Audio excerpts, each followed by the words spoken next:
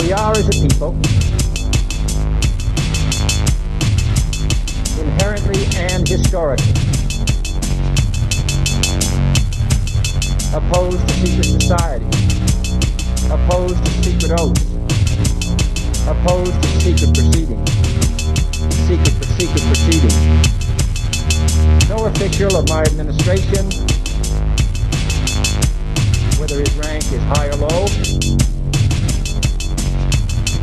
should interpret my words here tonight as an excuse to censor the news, to stifle dissent, to cover up our mistakes,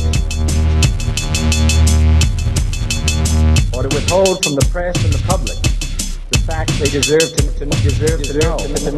to know.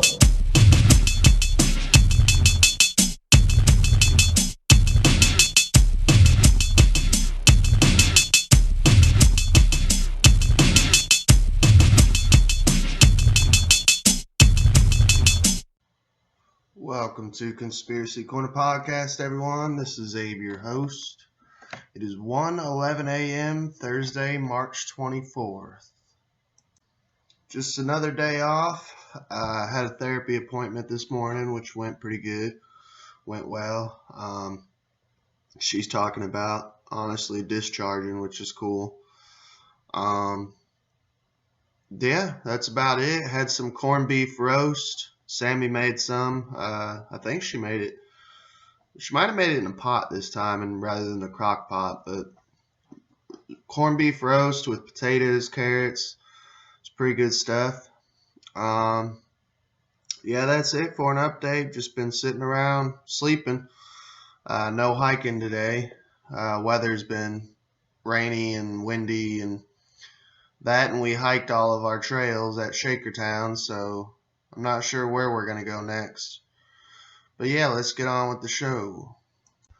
And today we're covering human experimentation at Holmesburg Prison. This was brought to my attention from a channel called Jamie Deluxe. I like his stuff. He has a podcast, but he also does small, shorter videos. It's kind of like an old school punk kind of guy, but he's in the truth community. But yeah, go check him out.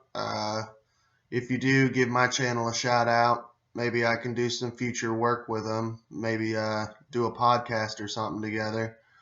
Not like a whole podcast, but like just maybe interview or something like that. That'd be cool. So yeah, if you subscribe to him, mention me. Maybe I can get in touch with him or something.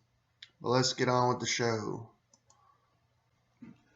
Acres of Skin, Human Experiments at Holmesburg Prison.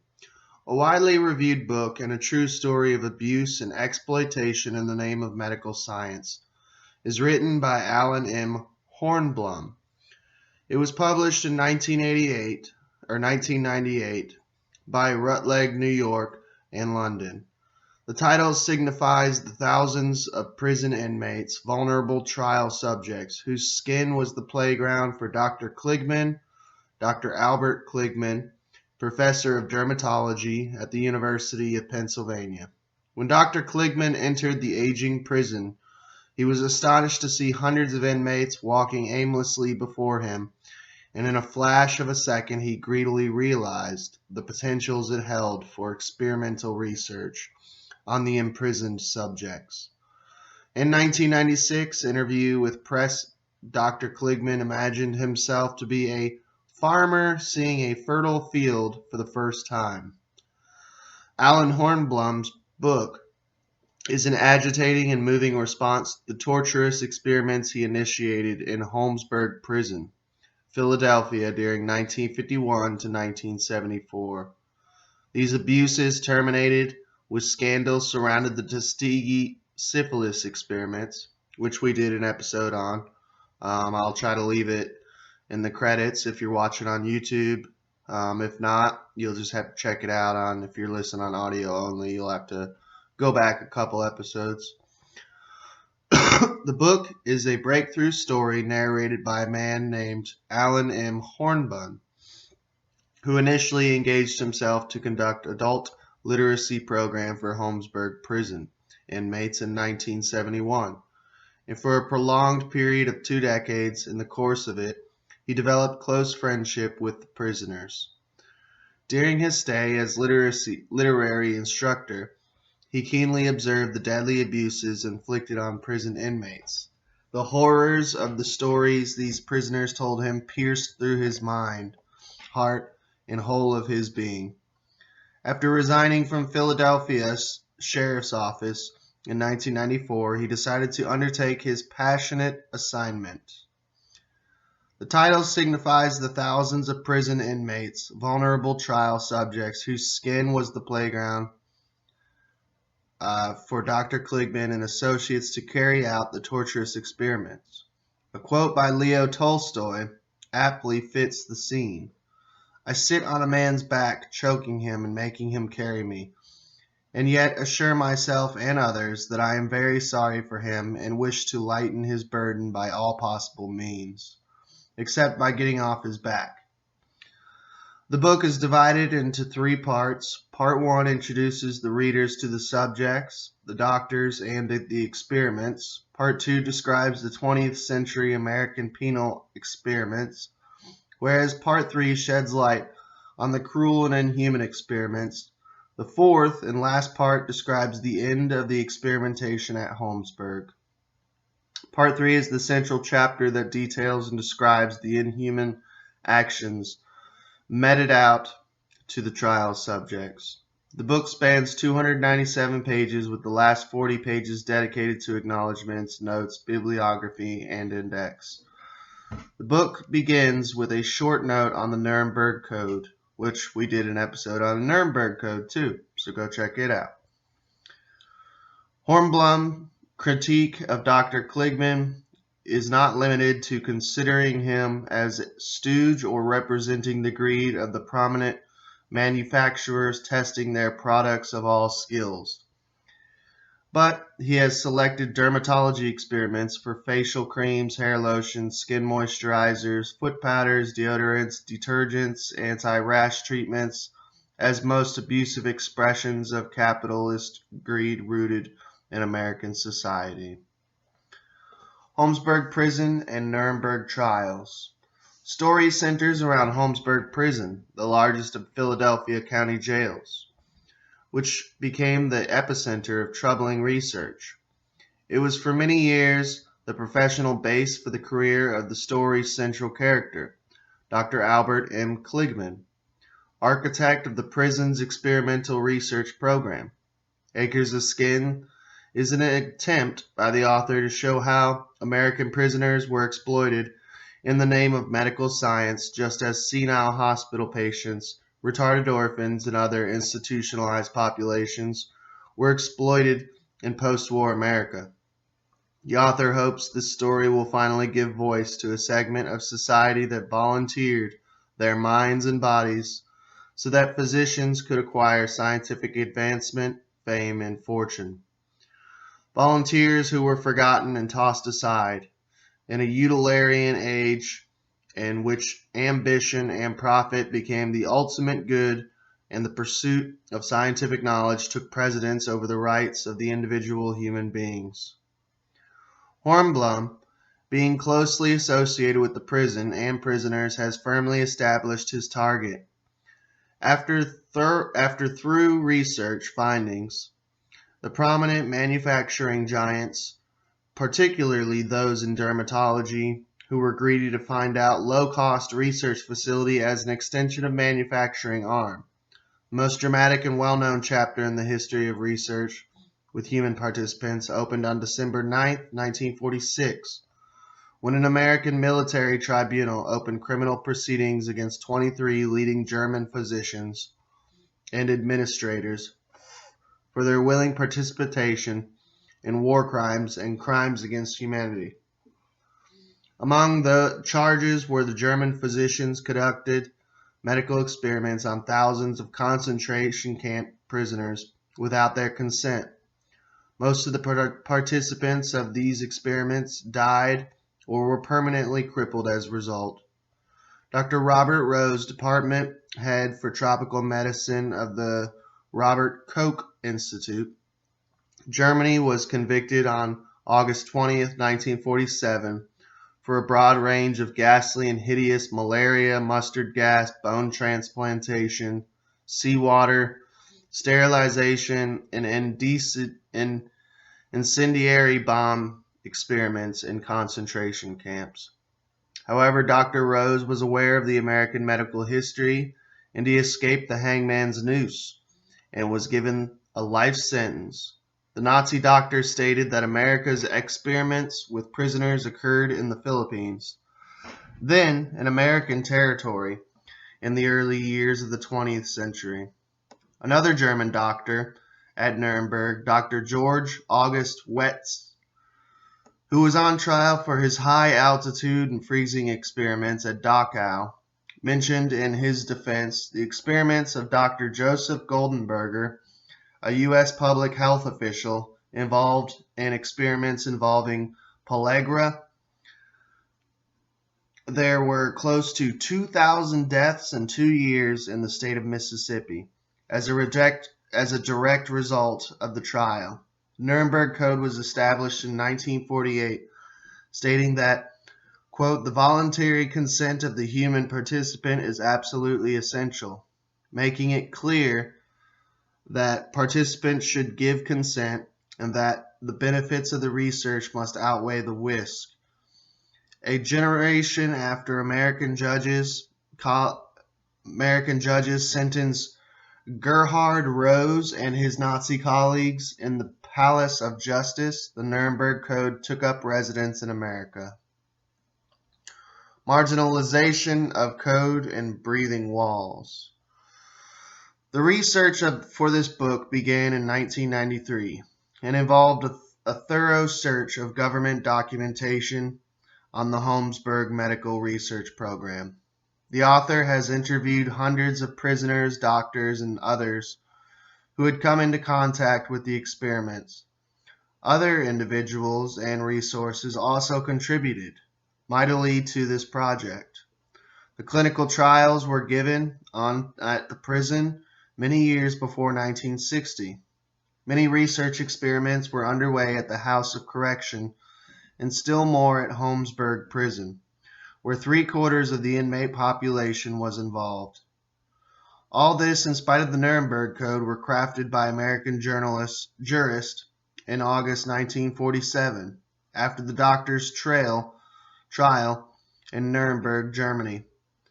The code intended to satisfy moral, ethical, and legal concepts in the conduct of research and strove to safeguard the health and rights of individuals who chose to participate in human research. Rather than embracing the Nuremberg Code, the opposite occurred. Society's marginal people and black Negro population were the grist for the medical, pharmaceutical mill, and prison inmates in particular became the raw material for making profit and academic advancement. In the eyes of the medical practitioners, the well-being of the research subjects was not as important as scientific advancement. The Hippocratic ideal of primum non nocere, first of all, to do no harm, seemed to be too restrictive, leading to marginalization of the code and creation of a loophole. Issues such as conflicting obligations, factual ignorance, culturally induced morale, ignorance and hobbling judgments of wrongdoing and blameworthiness inform and impel the writing of this book. The book is an attempt of show how American prisoners were exploited in the name of medical science, just as senile hospital patients, retarded orphans, and other institutionalized populations were exploited in post-war America. Author has titled the subject as The Walls Seem to Be Breathing. Fertile Land of Skin, Gift to Pharmaceutical Giants. The story centers on Holmesburg Prison, which became the epicenter of troubling research. It was the professional base for Dr. Klingman, who saw acres of skin when he first visited the prison. Almost all the inmates agree that those who did succumb to the doctor's overtures had very little idea if any, of what ingredient, solution, chemical, or drug they were actually testing. Informed consent was nowhere in the picture. The Holmesburg Prison was designed such as not a window could be seen. It gave an impression that light, too, was denied to the unfortunate who spent years of seclusion inside. Dr. Kligman, Ph.D. and M.D., University of Pennsylvania, began his dermatology research before 1951. When he visited the prison, he selfishly envisioned the skin of the prison inmates to be used for his dermatology trials. He performed trials on anti-obesity drugs, viral infections, and bacterial infections. Both white and Negro subjects were made guinea pigs for the studies. However, the ratio of the Negro to white patients was highly skewed. There were all kinds of tests: foot powder, eye drop test, face creams, underarm deodorants, toothpaste, liquid diets, and more. The author has included a photograph of an aerial view of Holmesburg Prison and the laboratory where the experiments were conducted. The book illustrates the cruelty with the help of photographs of patch test, malaria test, vaccine test. Some of the participants of the experiments, Al Zabala, Withers Ponton, William McCafferty, Roy Williams, have posed for pictures and described the ordeal. Kligman's assistants, however, add that Kligman was not a good researcher in the true sense. He stopped the experiments ahead of schedule and assumed an outcome that had not been proved. Prisoners were used because they were cheap and nobody gave a damn what happened to them. Pharmaceutical companies sponsored trials of anti-anxiety medicines and tranquilizers and sleeping pills on the prisoners from 1959 to 1965. Kligman's wife at the time, Dr. Beatrice Troyan, who was a gynecologist, carried out trials on healthy adult female inmates. Their experiments and data were questioned by the FDA. The individual case reports and data were not maintained in Dr. Kligman's experiments. Despite this, numerous radioactive isotopes and unprecedented dioxin testing were tested by mid-1960s. The FDA charged Dr. Kligman, 1966, as the experiments did not enroll the report numbers of the subjects. Studies ended before the estimated time frame. Severe adverse drug reactions were not reported. Blood samples were drawn from inmates who were not in the prison hospital when the samples were taken. No records for the study were maintained. FDA struck Dr. Kligman's name from its approved list of researchers who were entitled to test new investigational drugs on human subjects. However, his privileges to investigate new drugs were restored in less than a month by the FDA. Calories for human breath. Nevertheless, the Holmesburg Medical Experimentation Program was shut in 1974, and the prison was no longer viable as clinical tests on human experimentation and past practices were severely criticized. In 1967, a detailed article about the experiments was published in the Prison Journal by Dr. Heller. It addressed issues such as informed consent, free choice, and free will, the element of risk, financial rewards, and several other key aspects of the increasingly controversial practice.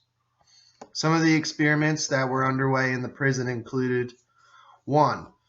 A number of tranquilizers, analgesics, and antibiotics that were being tested for dosage and toxicity for various pharma companies. 2.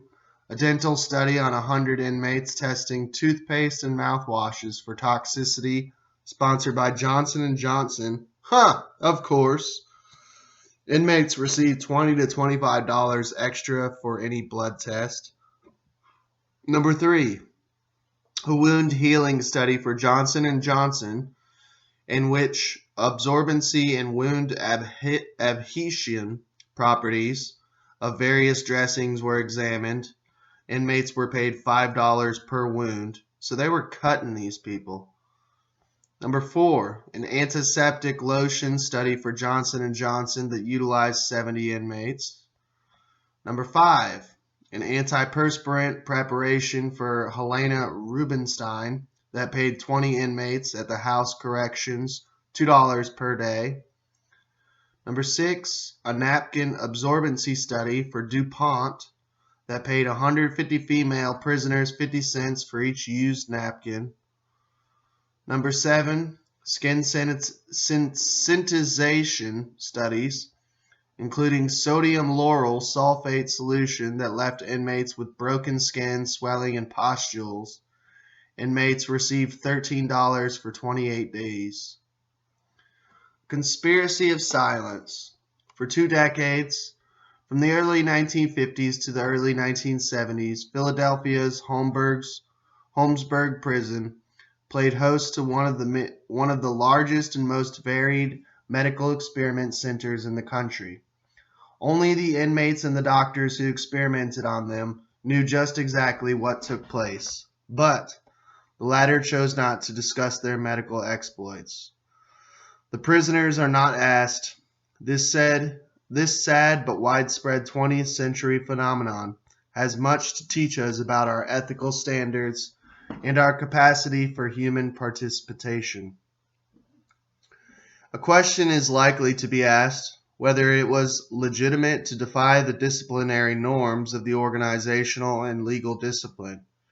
Nuremberg trials in which Nazi doctors performed the horrendous experiments on the prisoners' concentration camps did provide him the yardsticks to weigh the ethical, moral, psychological, and scientific aspects, and he decided to break the silence. It is argued by few critics of Hornblum that the comparison is unjustified since Nazi experiments ended only in deaths. They were not paid, the prisoners did not have the right to refuse the terminal experiments, and were not the beneficiaries of the experiments. Secondly, vaccination trials were underway in many prisons and jails. However, if one realized that the individuals are confined and have an idea of cost of refusal may result into enhancement of punishment, the lurking compulsive fears amount only to the dangerous illusion of free will of participants. More importantly, the experiments were conducted at the behest of capitalist pharma giants, having hold on the institutions of justice and maybe on the prison authorities. Hence his bold exercise to break silence is stupendous in the books of medical history. Genesis of torturous abuses for the lowest cost pharmaceutical research. Such experimentation had begun in America in the early years of the 20th century. In 1906, Dr. Richard P. Strong, an American, performed a series of experiments with the cholera virus upon inmates of Manila prison. The experiments resulted in 13 deaths. In another incident, the Louisiana State Board of Health put Negro prisoners on a steady diet of molasses for 5 weeks to test the effect of sulfuric acid, which is used in making molasses. In California, hundreds of prisoners had taken part in bizarre testicular transplants between 1919 and 1922. That just sounds like it hurts. In 1934, 2 Colorado prisoners were selected to participate in unprecedented tuberculosis drug trials in Denver National Jewish Hospital. In 1942, the U.S. Army carried experiments of testing beef blood on Massachusetts prison inmates. The best known example of human experimentation in a state prison was in 1944. More than 400 inmates of Statesville had volunteered as experimental subjects for malaria trial. The inmates had to contend with the periodic mosquito bites, fever, nausea, vomiting, and occasional relapses. Dr. Andrew C. Ivy of the Medical School of University of Illinois had conceded in the Nuremberg's testimony. Prisoners, quote, prisoners made good subjects because they had nothing else to do except survive. With the arrival of the 1950s and the onset of the Korean War, the federal prison system embarked fully on human experimentation, and numerous penal facilities played host to major research initiatives. In 1956 to 1957, 133 inmates at the Federal Ohio facility had participated in a study of low-cost oral polio vaccine. The number of experiments, tests, subjects, and prisoners involved in the medical research grew steadily, and the tests were as diverse as the prison systems.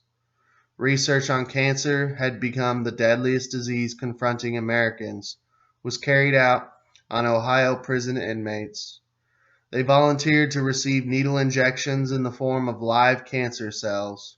One of the most egregious examples of penal medical abuse is the case of Austin R. Stowe, an Oklahoma physician who sold blood plasma extracted from prisoners and using the prisoners as subjects for repeated wide-scale drug testing. This led to increased incidence of viral hepatitis. Several deaths occurred every month. One of the inmates described this as, "They are dropping like flies out here." Genocide of overwhelming blacks dropping like flies out here. By 1973, the pressure on the state and federal penal systems that performed medical research on prisoners had reached critical mass. Critics were growing rapidly in the number, and their criticisms were increasingly hostile. Jessica Mitford devoted a revealing chapter entitled "Cheaper Than Chimpanzees" to prison experimentation, placing particular emphasis on American departure from the spirit of Nuremberg in its use of prisoners as research subjects. What was once a lucrative growth industry in medical had become a victim of its own excesses and change in community ethics. An article appeared in an April 1981 issue of Correction magazine on the Holmesburg Prison experiments. It spoke about a dangerous chemical named dioxin and described the story of one of the inmates, Al-Zabala. The Environmental Protection Agency, EPA, received a flood of correspondence from concerned inmates and former prisoners ever since the story had been published. Mr. Verald Keith Rowe, Director of Toxicological Affairs and Health and Environmental Research, contacted Dr. Kligman and began the first scientifically monitored test of dioxin in humans. The experiment started in the late 1965 and was completed in early 1966. However, African American prisoners were represented in a disproportionate numbers. The Philadelphia Tribune devoted several news articles to the genocide as the test population was overwhelmingly black and non-white. In January 1974, the Philadelphia Prison Systems Board of Trustees decided to abolish the program in the prison. Solomon McBride, longtime administrator of the program, found the determination of the once thriving unit hard to accept. But there was other illegal activities going on in the prison. Several assaults in the Philadelphia prison system were an epidemic. To save money, operators of the projects used inmates as laboratory assistants. The disproportionate wealth and power in the hands of a few inmates led to favoritism, bribery, and jealousy amongst the guards. Also, African American inmates were particularly fearful of genocide and suspected that black prisoners were recruited for the more dangerous experiments. The first significant legal problem regarding human research at Holmesburg arose when 9 black male subjects volunteered to test the safety and tolerance of a new medication.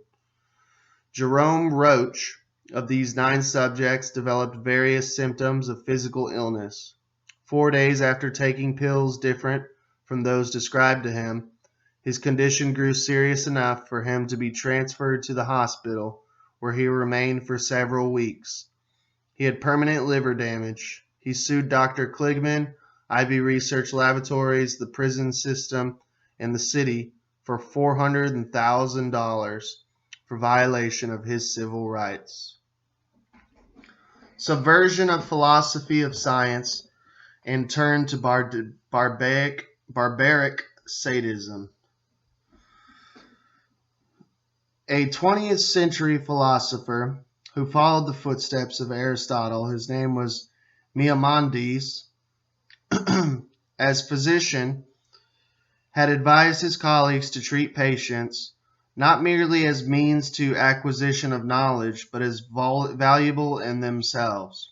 800 years later, another physician, Dr. Kligman, advised his colleagues and taught his students that rules don't apply to geniuses. An uninformed and desperate group of prisoners met an unrestrained and ambitious doctor, and largest, non-therapeutic, human research factories. Even more remarkable is how a large and intricate operation in a public facility went so long unnoticed and unchallenged. Several reasons for the lapse in social and political sensitivity suggest themselves, beginning with this nation's failure to take seriously the Nuremberg Code. According to the American medical community, this code of medical ethics was designed for Nazi physicians, written for the specific purpose of preventing brutal excesses from being committed or executed in the name of science. It was argued that the prison research in America was ideal, and all subjects had volunteered, in the absence of coercion in any form. The physicians interviewed for this book report that Nazi medicine was a horrible but distant medical aberration, and the moral superiority of American research was the received norm which Nazi doctors were judged. American Medical Association adopted its own rules for human experimentation. The doctors who entered Holmesburg Prison a few short years after Nuremberg were conditioned to see the mass of idle humanity before them as a fertile field of investigating opportunity. Dr. Kligman framed it as prisoners had become a new experimental resource. They had become acres of skin.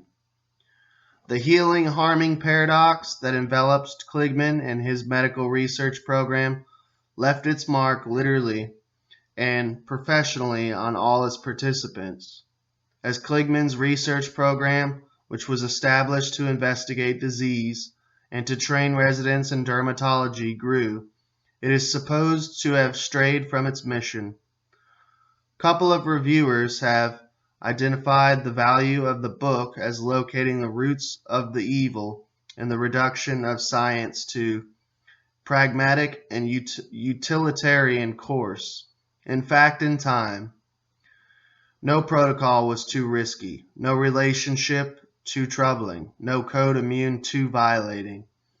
Kligman's blatant medical abuses allow the Holmesburg experiments to be compared to the barbarity and sadism of the Auschwitz and Dachau. In fact, the author holds far more radical view that the intended experiments were subversive from the beginning till end. Uneducated and isolated, desperately short of money, the inmates were an easy target of medical mercenaries looking for test subjects. Today, the physical and psychological scars from their days are only disdain for the eminent men of medicine who offered them money for a piece of their skin. Many former test subjects and their families now regard the medical profession as torturers rather than healers. And we'll wrap it up there. Thank you for tuning in. I hope you enjoyed. Please like, share, and subscribe, and you all have a good day. We are, as a people, inherently and historically opposed to secret society, opposed to secret oaths, opposed to secret proceedings, secret proceedings. No official of my administration, whether his rank is high or low, should interpret my words here tonight as an excuse to censor the news, to stifle dissent, to cover up our mistakes, or to withhold from the press and the public the facts they deserve to know.